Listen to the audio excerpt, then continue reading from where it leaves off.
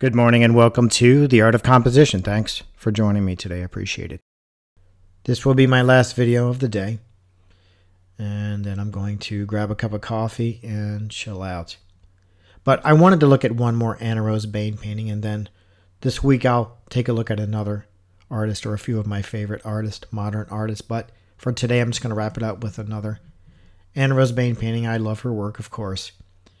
And this is also one of my favorites. Let me point out a few things that stand out to me before I dive deeper into this. You have a horizontal line right here.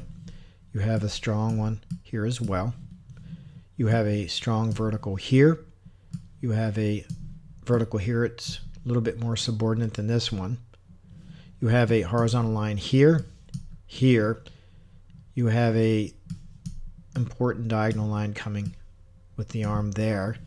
But if I bring this vertical up, try that again.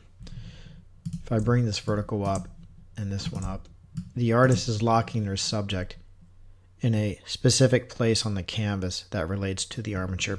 You have a diagonal line here being played out as well. And then you have one in this area here, and it's following this diagonal line in the skirt. Let me show you how the artist is accomplishing the placement of her figure in this canvas.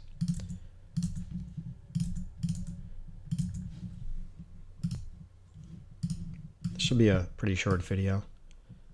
I'm anxious to wrap up the day, but I do hope these videos are helpful.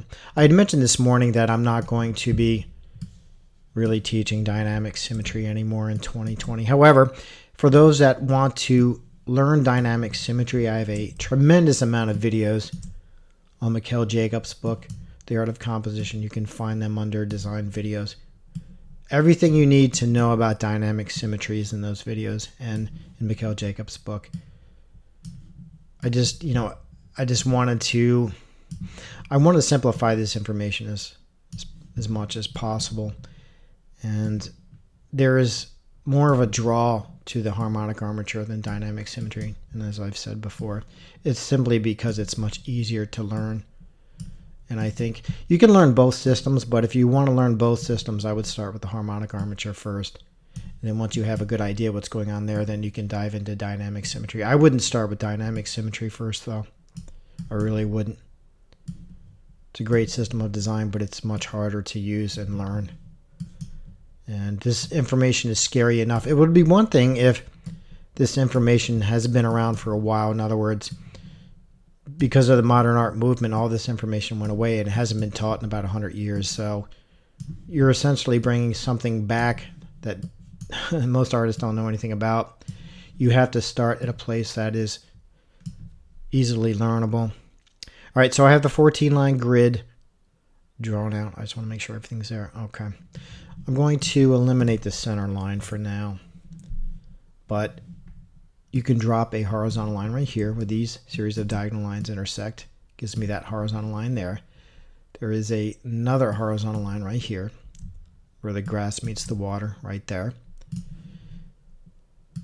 To lock the subject in place, you can drop a vertical right here where this series of diagonal lines meet. And then, if you remember, I said there was one here as well. That is coming from this division right here. I'm going to bring this all the way up.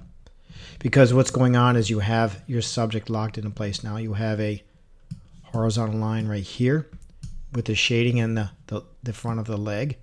That's derived from that intersection of diagonal lines. And remember the diagonal line that I said was here in the skirt, that's coming from that part of the armature. You have a division here, which locks that area. And so with a few lines dropped, the artist has locked their subject into place.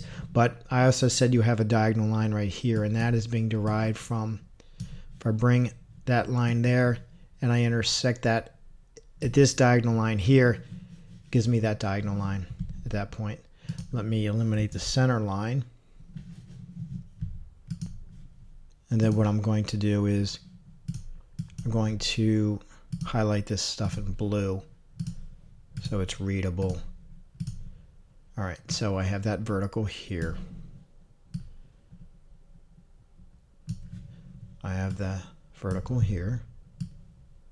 If I could draw it straight, that would be great. Bring that to that point. Locks this side in. You have that horizontal line right here.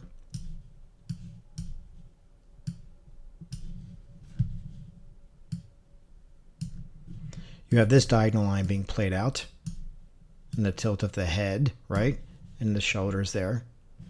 You have this diagonal line, which is connecting that point to this intersection of diagonal line right there. You have this diagonal line in the skirt and the knees there. You have this horizontal line right there. Voila, there you go. You have this diagonal line being played out here too. Try that again. Right in here. I'll anchor it off that point. You have this horizontal line here. And I think that's most of them. Just want to do a double check here. Looks good. Let me eliminate, actually, let me draw this one more horizontal line right here for this break in the grass and the water. Then I'm going to eliminate these lines just so it's readable, demonstrating how Anne Rose Bain is locking her subject into place and how she's emphasizing certain lines in the figure.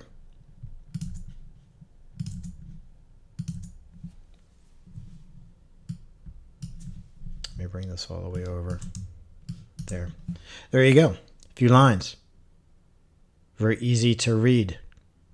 Doesn't look as complex once you remove the scaffolding, as Boulot would say in his book, The Painter's Secret Geometry. Thanks for joining me today, and I'll touch base with everybody tomorrow.